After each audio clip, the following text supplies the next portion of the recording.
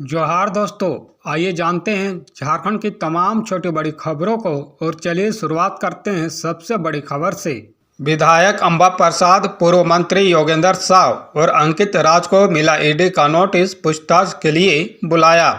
जी हां, बता दें कि कांग्रेस विधायक अंबा प्रसाद, पूर्व मंत्री योगेंद्र साव और अंकित राज को ईडी ने नोटिस भेजा है। जानकारी के मुताबिक ईडी ने पूछताछ के लिए तीनों को 2 सप्ताह के बाद बुलाया है।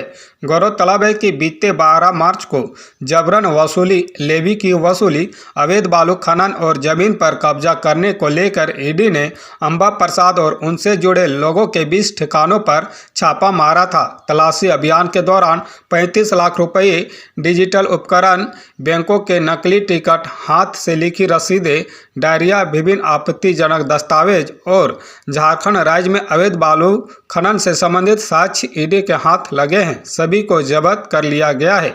ईडी ने योगेंद्र साव, उनके परिवार के सदस्यों और उनके सहयोगियों के खिलाफ झारखंड पुलिस द्वारा दर्ज 15 से अधिक एफआईआर के आधार पर जांच शुरू की है। प्राथमिकी में यह आरोप लगाया गया है कि योगेंद्र साव, अंबा प्रसाद अपने सहयोगियों के साथ विभिन्न प्रकार की आपराधिक गतिविधियों जैसे जबरन वसूली, लेवी की वसूली, अवैध बालू खनन, जमीन पर कब्जा आदि में शामिल है, जिसके परिणाम स्वरूप उन्होंने आय से अधिक संपत्ति अर्जित की है।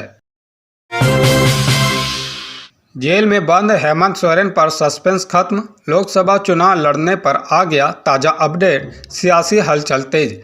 ये बता दें, झारखंड के पूर्व मुख्यमंत्री हेमंत सोरेन आगामी लोकसभा इलेक्शन में चुनावी ताल ठोकते नजर आ सकते हैं। इस बार के लोकसभा चुनाव में झारखंड के कई कद्दावर नेता चुनाव नहीं लड़ेंगे।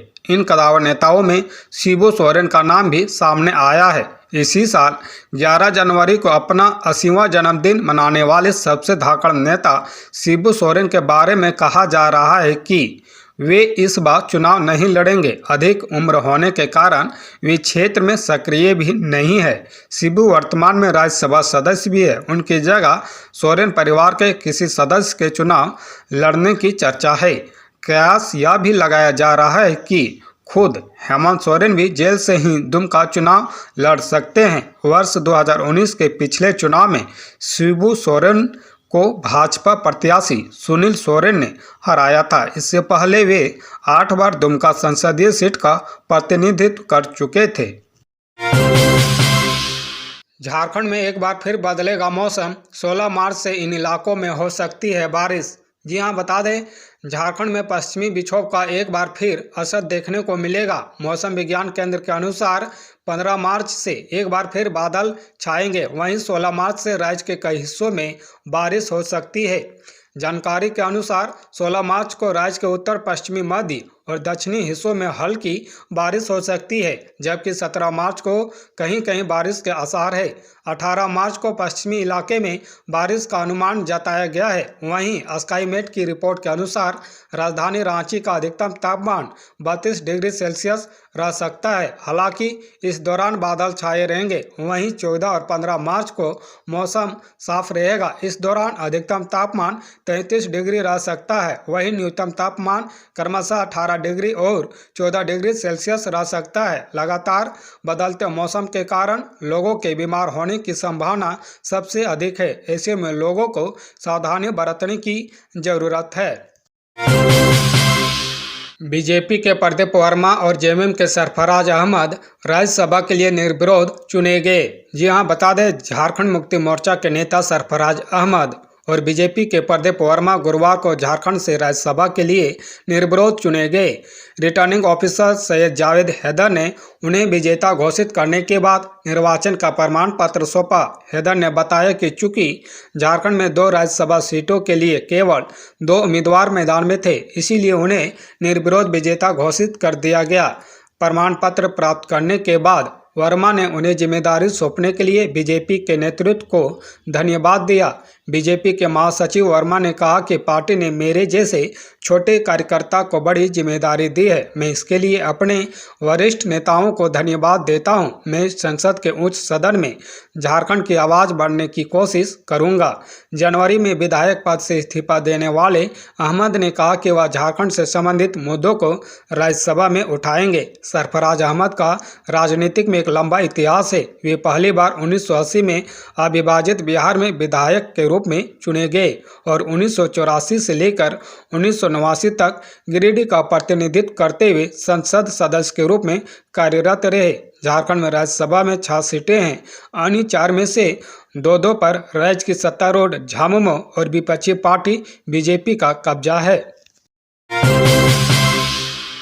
जेपीएससी सिविल सेवा परीक्षा पर विवाद, फॉर्म भरने के मात्र 14 दिनों बाद हो रहा एग्जाम। झारखंड लोक सेवा आयोग की 17 मार्च को होने वाली सिविल सेवा की प्रारंभिक परीक्षा को लेकर विवाद खड़ा हो गया है।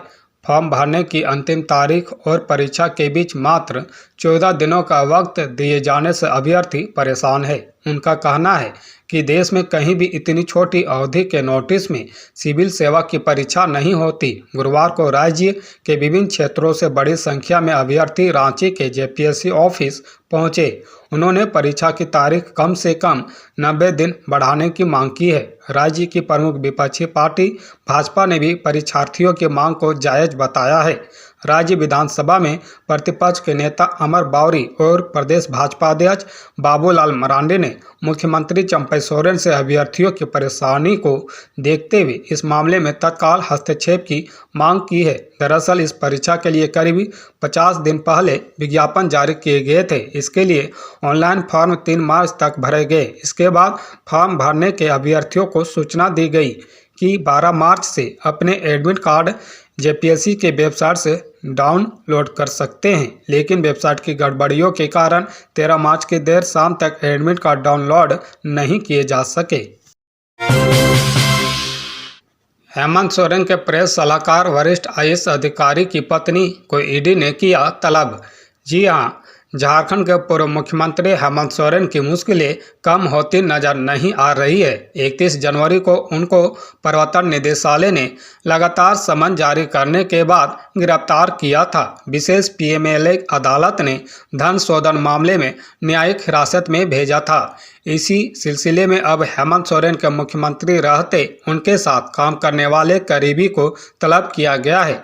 प्रवर्तन निदेशालय ने कथित अवैध खनन और जमीन से जुड़े धन शोधन जांच में पूछताछ के लिए झारखंड के पूर्व मुख्यमंत्री हेमंत सोरेन पर शिकंजा कसी जा रही है। उनके प्रेस सलाहकार अभिषेक प्रसाद, एक वरिष्ठ आईएएस अधिकारी की पत्नी प्रीति कुमार और पुलिस उपाधीक्षक प्रमोद मिश्रा को तलब किया है। आधिकारिक सूत्रों ने बृहस्पतिवार को यह जानकारी दी। सूत्रों ने बताया कि प्रसाद को 18 मार्च को, मिश्रा को 19 मार्च को और प्रीति कुमार को 20 मार्च को संघीय एजेंसी के रांची कार्यालय में पेश होने के लिए कहा गया है। उन्होंने बताया कि उनके बयान धन शोधन निवारण अधिनियम के तहत दर्ज किए जाएंगे। अधिकारियों ने बताया कि प्रसाद उर्फ पिंटू इसी मामले में पूछताछ के लिए 9 और 10 फरवरी को ईडी के सामने पेश हुए थे।